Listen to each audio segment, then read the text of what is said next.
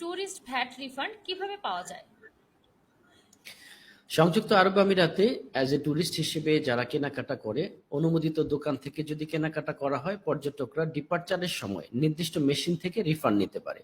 তাহলে অবশ্যই তাদেরকে মনে রাখতে হবে, আপনারা যখন পারচেজ করবেন অনুমোদিত দোকান হতে হবে এবং সেই দোকানে দোকানদার অবশ্যই একটা সফটওয়্যার আছে, ট্যাক্স প্ল্যানেট সফটওয়্যার বা অন্য অনুমোদিত সফটওয়্যারগুলোর মধ্যে আপনার এই ইনভয়েসটাকে ইনপুট দিয়ে দিতে হবে।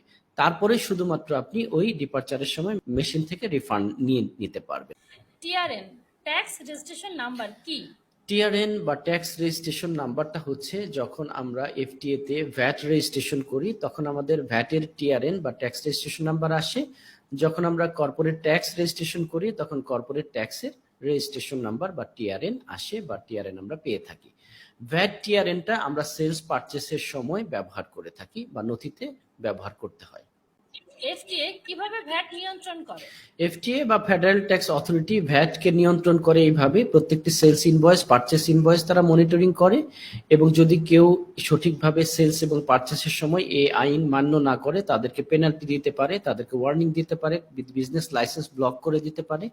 এই সমস্ত বিষয়গুলো আমরা 2025 থেকে বি2বি প্রত্যেকটি ইনভয়েস ইনভয়েস হয়ে যাচ্ছে এবং 2027 থেকে আশা করা যায় প্রত্যেকটি বি2সি ইনভয়েস ইনভয়েস বা ইলেকট্রনিক ইনভয়েস হয়ে যাবে, যেটা প্রত্যেককেই অটোমেটিক এবং অনলাইনের মাধ্যমে ইনপুট দিয়ে সমস্ত ব্যবসা প্রতিষ্ঠান পরিচালনা করতে হবে।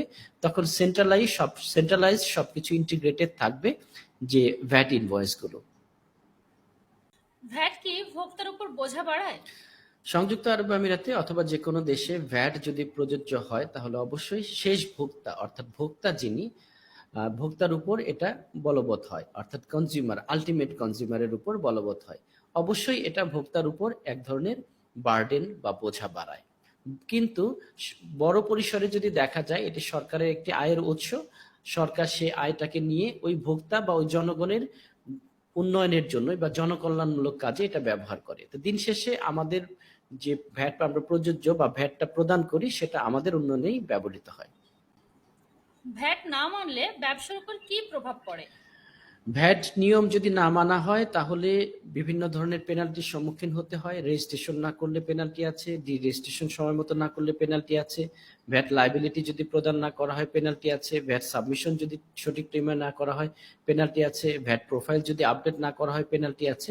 তো এই জন্য সমস্ত ধরনের ফাইন্যান্সিয়াল পেনাল্টির সাথে সাথে রেজিস্ট্রেশন ব্লক হয়ে যেতে পারে, ব্যবসা প্রতিষ্ঠানের বন্ধ হয়ে যেতে পারে। এই জাতীয় রিস্কের কারণে অবশ্যই ভ্যাটের সমস্ত নিয়ম কারণ আমাদের মেনে চলতে হবে। ইউএইতে ব্যবসা শুরু করার প্রধান 3 ধরনের লাইসেন্স কি?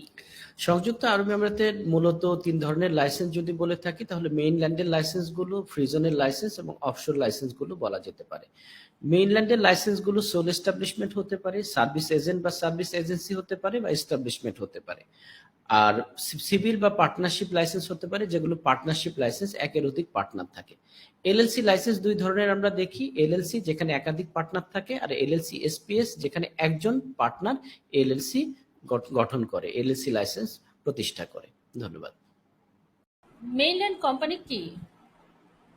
সংযুক্ত আরব আমিরাতে মেইনল্যান্ড কোম্পানিগুলো সাধারণত বোঝানো হয় যেগুলো ইকোনমিক ডিপার্টমেন্ট থেকে যে লাইসেন্সগুলো ইস্যু করা হয় এবং এটি কোনো নির্দিষ্ট স্পেসিফিক ফ্রি জোন অথরিটি বা ফ্রি জোন ডেজিগনেটেড জায়গা দ্বারা বা অথরিটির দ্বারা পরিচালিত নয়।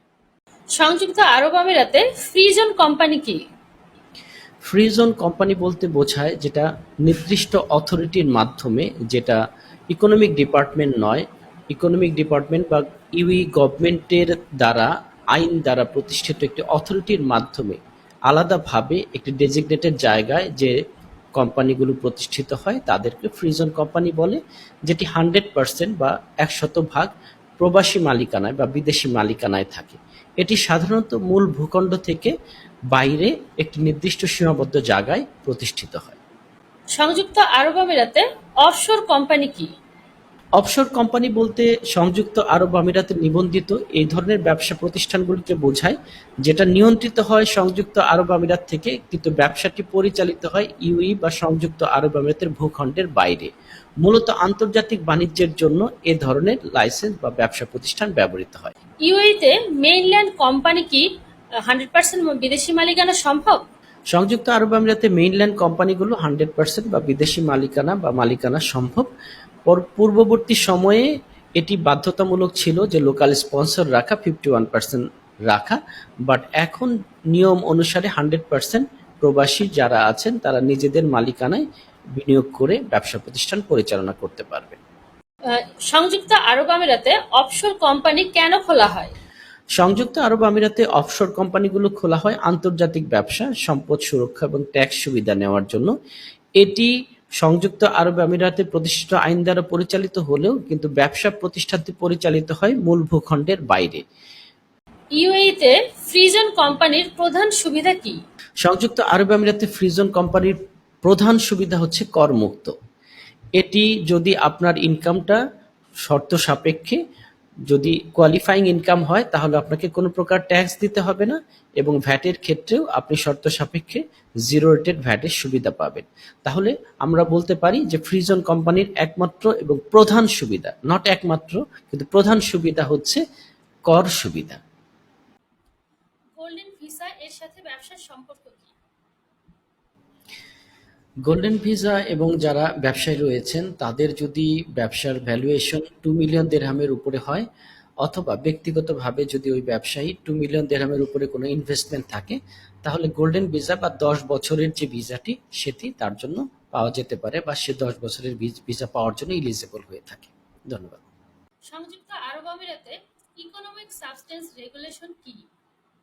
ইকোনমিক সাবস্টেন্স রেগুলেশন বা ইএসআর, কিছু খাতের বিজনেস রয়েছে যাদেরকে ইকোনমিক সাবস্টেন্স রেগুলেশনস ফাইল করতে হয় প্রতি বছর। তাদের মধ্যে বড় যে কোম্পানি, শিপিং, তারপরে ব্যাংকিং সেক্টরগুলো রয়েছে, ইন্স্যুরেন্স কোম্পানি রয়েছে, এবং নর্মালি যারা মিডলম্যান হিসেবে কাজ করে এক্সপোর্ট ইম্পোর্টের ক্ষেত্রে আপনার সেন্টার পয়েন্ট হিসেবে কাজ করে, তাদেরকে ইকোনমিক সাবস্টেন্স রেগুলেশনস ফাইল করতে হয় প্রতি বছর। এটি একটি কমপ্লায়েন্স, যাদের জন্য এটি ম্যান্ডেটরি তাদেরকে অবশ্যই করতে হবে, না করলে তাদের পেনাল্টির সম্মুখীন হতে হবে।